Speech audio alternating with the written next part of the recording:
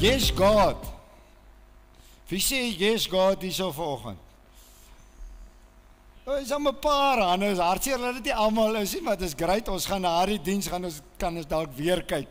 So, nee, weet julle, die Here het hierdie week, kom druk hy hierdie boodskap op my hart, en soos ek sê, dis 'n basiese ding, ek dink is iets wat ons almal miskien al gedoen het, en as dit nie so is, vertrou ek die Here, dat dit aan die einde van hierdie diens, dat ek dan kan sê, dat almal het wel gedoen het. Maar die van ons wat dit dan al reeds gedoen het, vra ek dat julle nog steeds sal luister en regtig selfondersoek sal instel. Ons luister baie keer na preke van mense en dan sit en dink ons, my broer of daai neef of daai vriend moes nou eintlik hierdie preek gehoor het. Hierdie is eintlik vir hom bedoel, maar ek wil regtig hê dat ons 'n bietjie ondersoek sal doen vandag en werklik na onsself kyk. En julle sal nou sien waaroor hierdie preek gaan. Die eerste slide opkom na daai ene is, hoekom het jy tot bekering gekom? Why did you give your heart to God? Hoekom het jy tot bekering gekom? Dis 'n vraag, dink ek, wat ons amper deel van ons stilte tyd soggens amper moet maak, elke dag, is om weer vir onsself te vra, hoekom het ek tot bekering gekom? Is dit so dat wanneer ek besig is om 'n storie te vertel, en hier stap die pastoor in, my taalgebruik skielik moet verander, want die pastoor is nou deel van die gesprek, of partykeer het ek het nou agtergekom dat party ouens probeer in my teenwoordigheid vir een of ander rede, en ek is seker baie van julle het dit al oorgekom, as hy 'n storie vertel, dan jy kan sommer hoor, hierdie ou soek nou ander woorde om sy storie in te kleed. Ons nou, baie ouens, ja, praat baie lelik, maar nou, as jy nou in sy teenwoordigheid, nou wil hy sy storie inkleer en skielik bietjie mooier praat. Hoekom? Hoekom wil jy dit voor my doen, of hoekom wil ons dit baie keer voor 'n pastoor doen? Dink 'n bietjie oor daai. So wat ek eintlik vandag wil doen is, ek het regtig gevoel, die Here wil hê ons gaan vandag moontlik 'n bietjie reguit praat, en dis kom ek hierdie goed sommer noem, hierdie voorbeelde noem, want ek dink as ons gaan dink oor onsself, dan kan van ons selfs baie keer skuldig wees aan dit. Maar die vraag is, hoekom wil ons dit so doen? Want God is oral. God is altyd by ons. Hy weet wanneer ons sê, so wat gaan 'n mens aan my saligheid maak, omdat ek nou 'n storie kan vertel, sonder om te vloek of lelik te praat voor hom. Dit gaan niks verander nie. En dan hier's die regte vraag. Is nie hoekom het jy tot bekering gekom nie, maar dis het jy werklik al jou hart vir die Here gegee?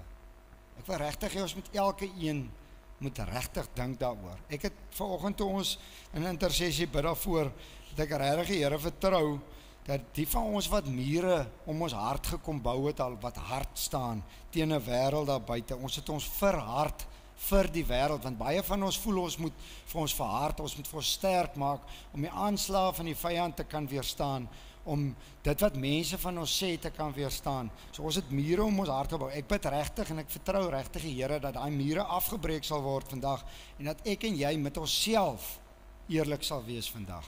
Nie oor iemand anders wat langs ons sit, of oor enigiets van daai nie, maar met jouself regtig eerlik sal wees. So kom ons maak eers die oë toe. Here, baie dankie dat ons vanoggend hier kan sit in u huis, in Suid-Afrika, Vader, in 'n wêreld waar ons miskien om ons kyk partykeer en dit vir ons donker lyk, Vader.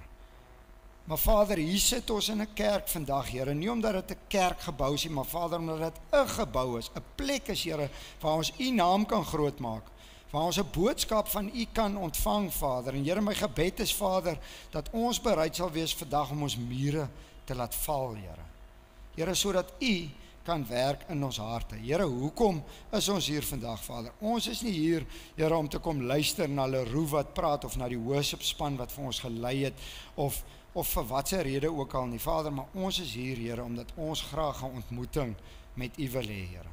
Omdat ons graag wil hoor, Here, wat u vir elke een van ons sê.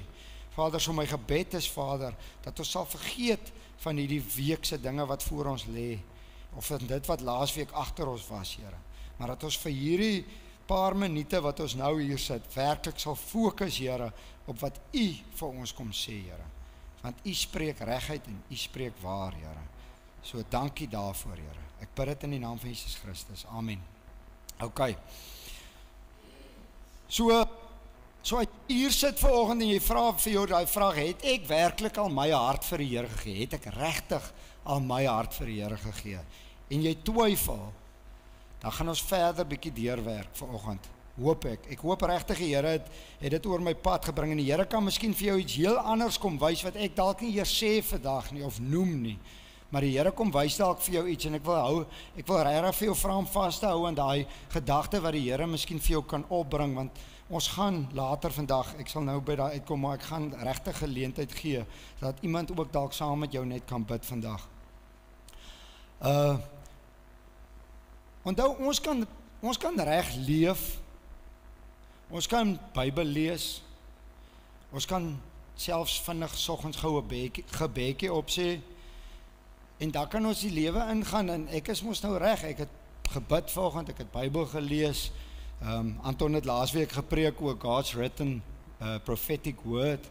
So ons kan tyd in die woord spandeer het. Ons kan al die regte dinge doen. Maar weer eens het ons regtig daai besluit iewers gemaak. Het ons regtig daai besluit gemaak. Want ons kan so maklik, en dis ook iets wat vandag, en ek wys regtig nie vingers na enig, inteendeel ek dink ek preek vandag, dis mos maar hoe die Here werk, baie met myself ook.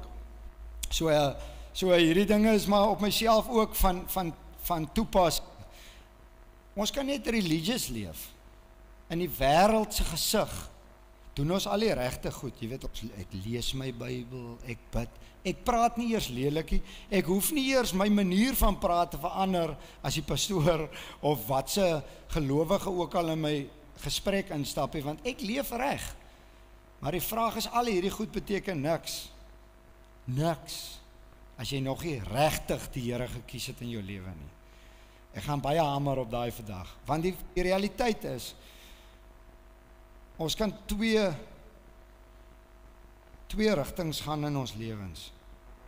Ons kan vir God aanbid, of ons kan die vyand aanbid. Daar is nie tussenin nie.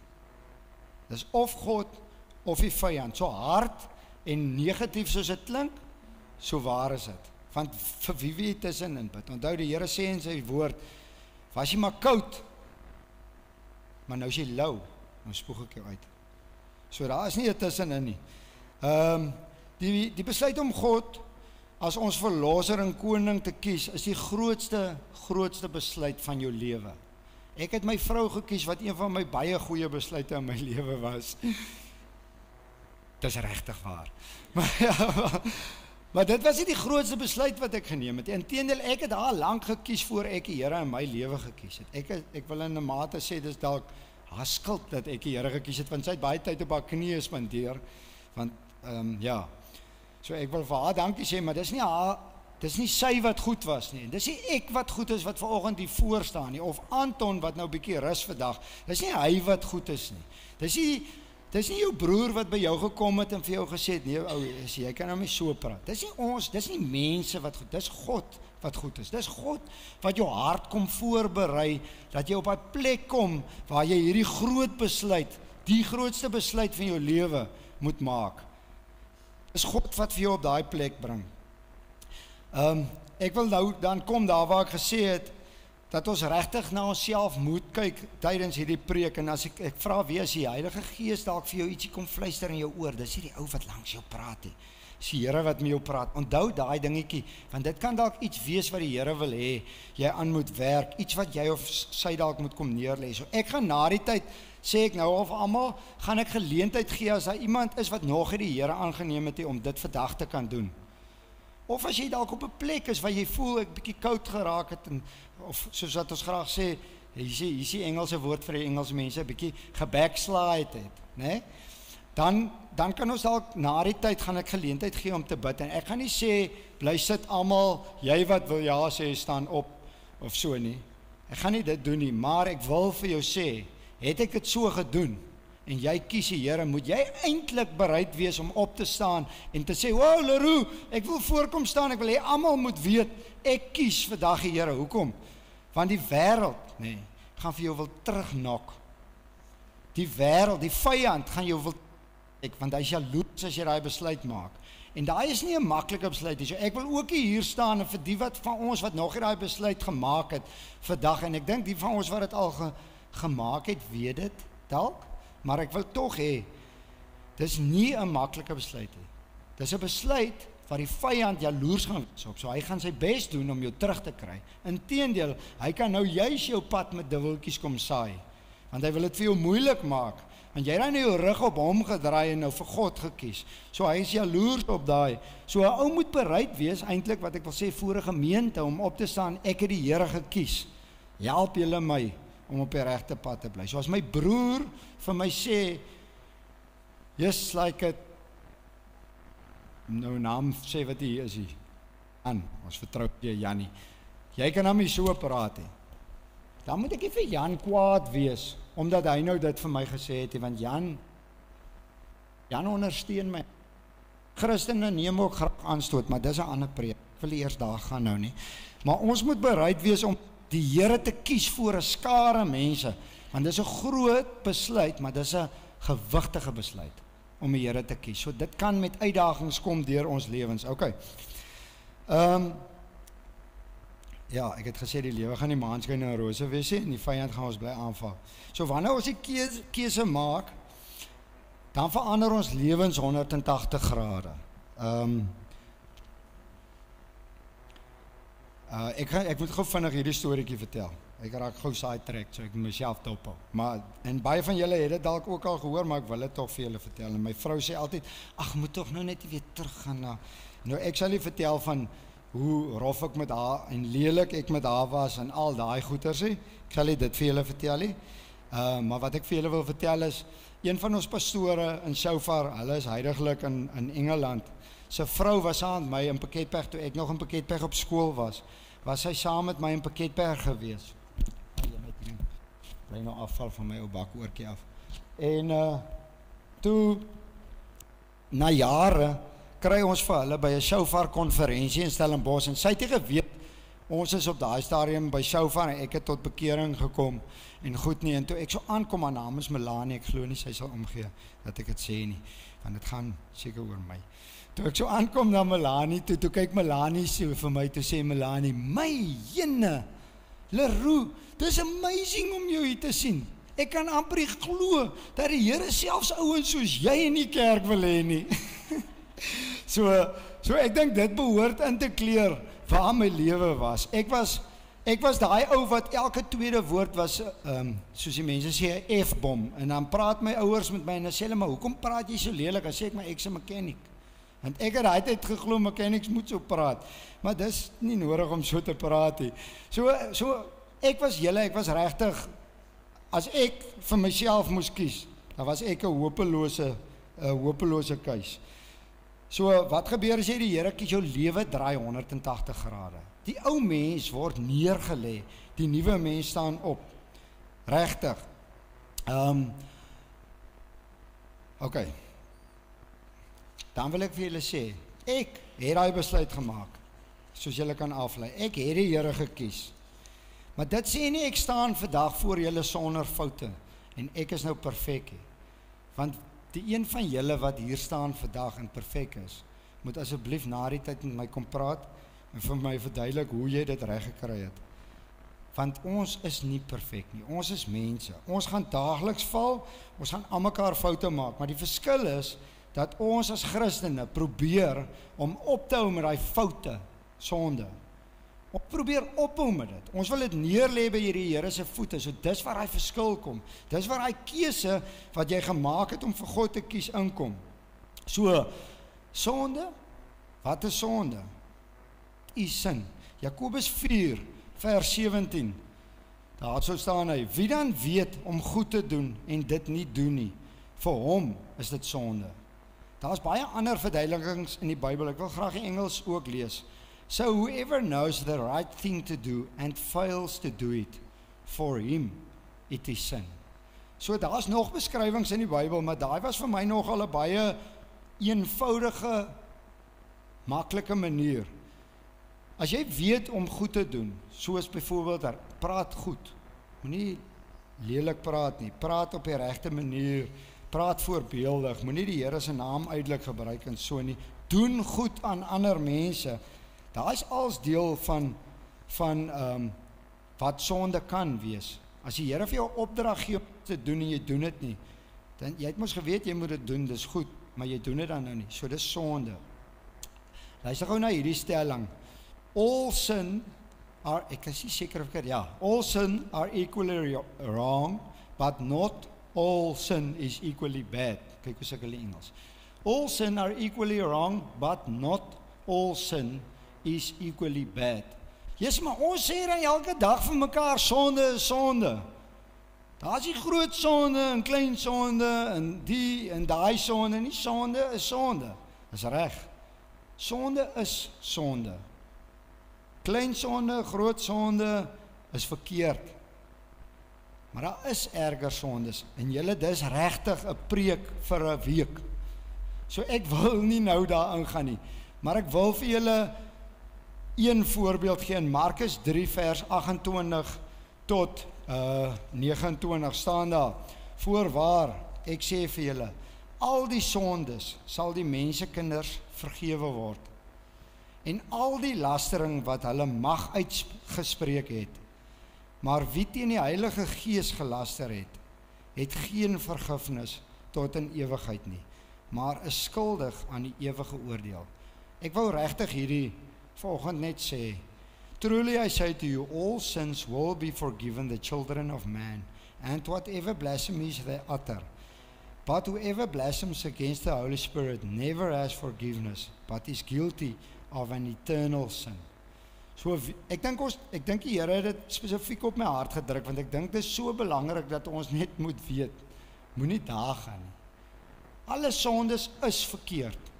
Alle sondes is verkeerd. Maar waak daarteen om te sondig teen die Heilige Gees. Waak daarteen, asseblief julle.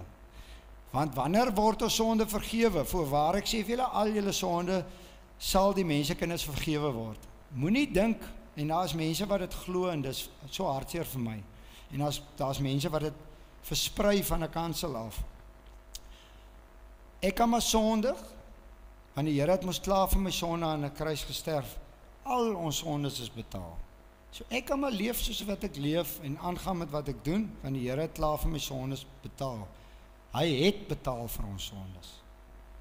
Maar hy sê in sy woord, bely dit aan my.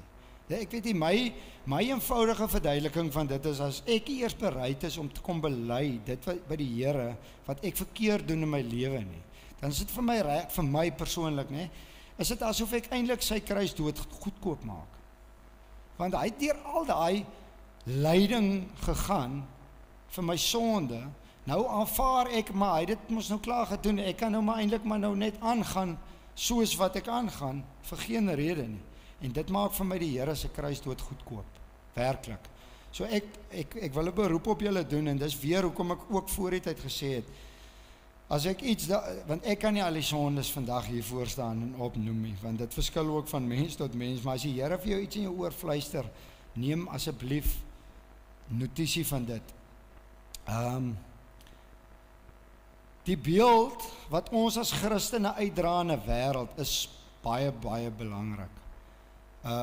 Want dit strek wyd, dit strek van ons werke, ons besighede, die manier hoe ek met ander mense praat. Onthou, ons leef in 'n wêreld waar ek nou gesê het, net nou 'n ou amper moet bereid wees om op te staan en te sê, ek's 'n kind van die Here.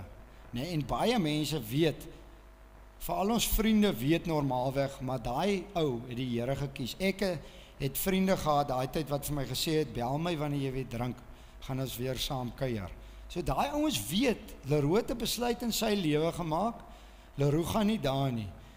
So nou loop ek met 'n verantwoordelikheid, nee, want ek het die Here gekies. So as ek die Here gekies het, kom dit met 'n hele handleiding van hoe ek moet leef, wat reg en wat verkeerd is. En glo my, die wêreld gaan jou hou by hierdie handleiding. meer as wat jy jouself by hom gaan hou. Want ons as mens, en ek moet sê ons as mens, want ek is seker iets van ons wat dit ook doen, wys baie graag 'n vinger. Leroe het maandag, Sondag voor in die kerk gestaan en preek, maar kyk hoe gaan die man aan, omdat hy nie 'n part kan kry nie, of omdat die ou voor hom oor 'n stopstraat gery het, of omdat sy werker miskien iets gebreek het. Maar hy dan vanoggend die dag begin met gebed. Nou staan en vloek en skel die man op ons. Die wêreld hou vir ons baie meer by hierdie as wat ons onsself by dit hou. Ons het 'n verantwoordelikheid as Christene om daai beeld van 'n Christen uit te dra. En dit gaan nie oor mense nie. Dit gaan nie om 'n beeld voor mense te hê van so moet 'n Christen lyk nie. Maar as jy kan leef en vir jou gedra voor ander mense as 'n Christen, dan sien daai ou iets in jou lewe wat hy dink, yes, like dit. Maar ek wil dit hê. Daai ou bly rustig in hierdie situasie waar ek lankal my toys uit my kot uitgegooi het. Maar daai ou bly rustig in hierdie situasie. So ons het 'n werklike groot verantwoordelikheid wanneer ons daai besluit gemaak het. Nie net teenoor onsself nie, maar teenoor 'n wêreld daar buite wat krities staan en kyk oor hoe ons gaan optree of reageer.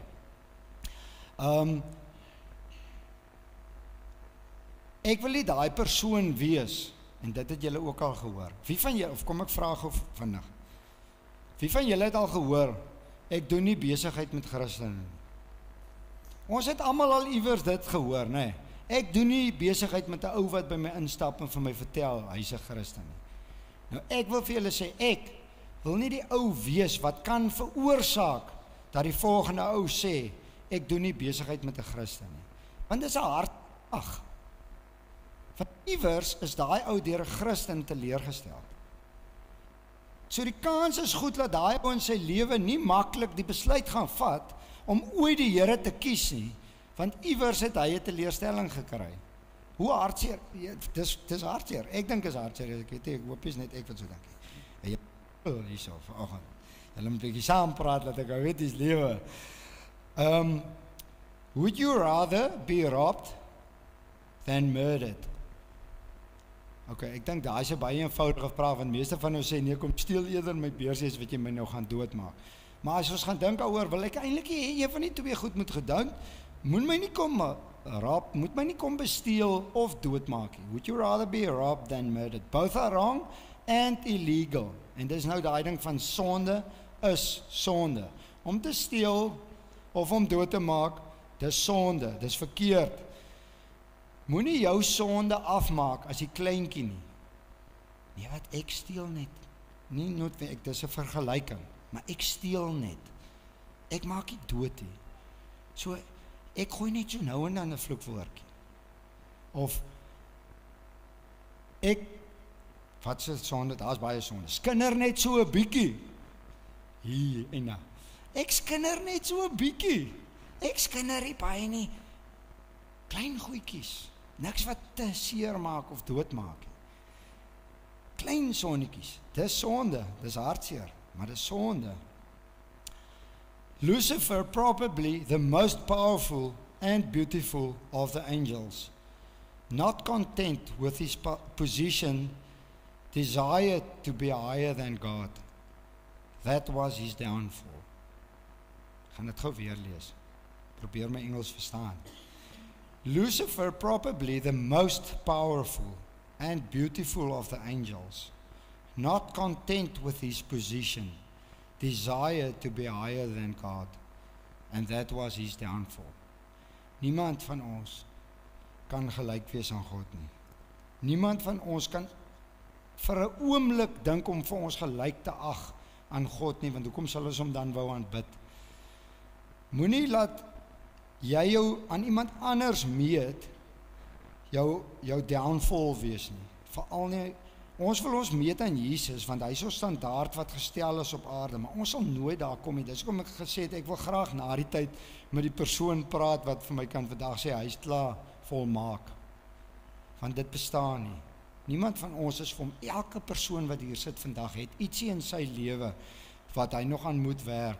En dalk is dit soos myne net so 'n lang lys van goed wat nog moet uitgesorteer en regkom.